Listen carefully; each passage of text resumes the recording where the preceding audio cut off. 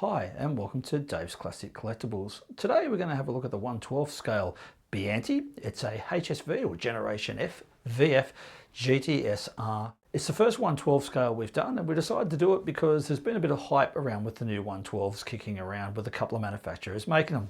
So let's go outside and have a closer look at this model. Just before we start the review on this 1/12, we thought we'd just bring in a 1/18 too, just to actually show you the size difference in the two cars. Previously in my channel, we did a video on most common scales of model cars in Australia.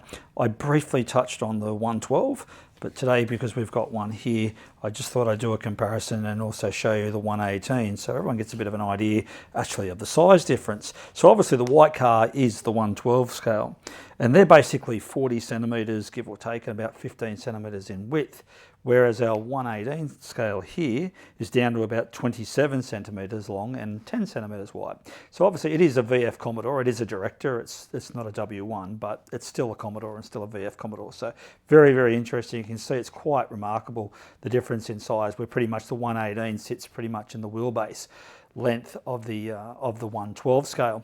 So this is what you get with your 1/12 model. The white box, which slides out of a black sleeve, picture sleeve. Inside your box are 3 layers of foam, which your model sits in.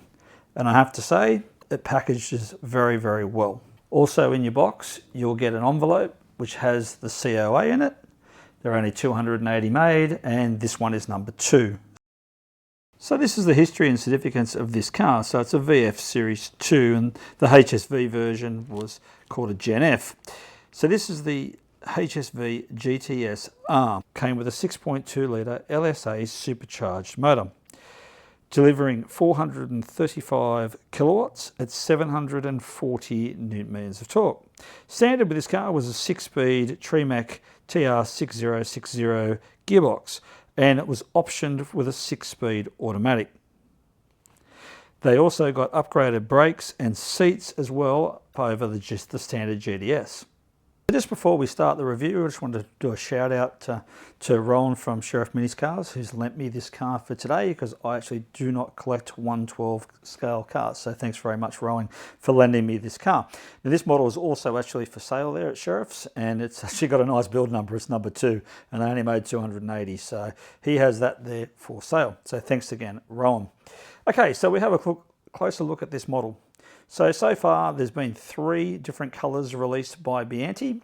They've done Light My Fire, which is the orange. They've done Sting Red, of course the red, and this one in front of us, which is in Heron White. So of the Heron White, they made 280 of these, so the numbers are very, very low. Obviously these are a dearer car. They retail for around $600–700. They don't build as many as they do of the 1/18s. Disappointing factor with these cars is they are resin. Now that has pluses and minuses in my book. The pluses, of course, is you don't get the rust. Also, this car is quite heavy. And if this car was actually made in die cast, it'd be obviously heavier again. So that can be an issue, particularly if people are putting a lot of cars on display cabinets with weight and things like that. So it's something else to definitely look at. The problem is with resin, and most resin models, is they don't open. So on these, they are a sealed car. I don't generally display too many cars with bonnets up. Some I have, but I do like the option of opening the door and really having a good look at that trim and seeing how good the model is. So these are completely fixed. But as everybody says, if they were fixed, they'd be $1,000 or $1,200 on release, which is pretty much why Bianti don't do them. That's why they're all sealed. But I've got to tell you, the model is fantastic. It looks exactly like a Generation F or VF should. They've done a fantastic job. There's no problems in the paint. The model looks like it's supposed to. The wheels look great. The detail is there. You can see the interior and everything on the car is fantastic. Obviously we can't see an engine bay or boot because nothing opens, but everything you can see, it is superb. It's a really lovely model, and I have seen a few 1/12s that have just come out recently by other manufacturers, and they're really a bit below grade, and when you're spending big sort of dollars on these items, yeah, it makes me question it. But I have to say they've done a fantastic job on this one, Bianti. So it's a gorgeous car. They've done a great job. Model looks good, no paint imperfections that I can see, nothing in the mold that I can see.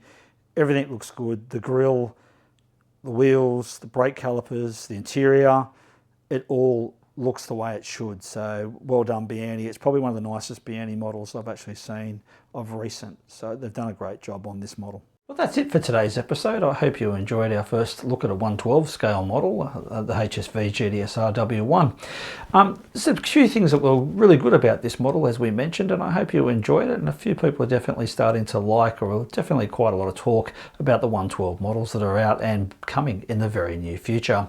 If you like this model or like us to do another one, please leave us a comment down below.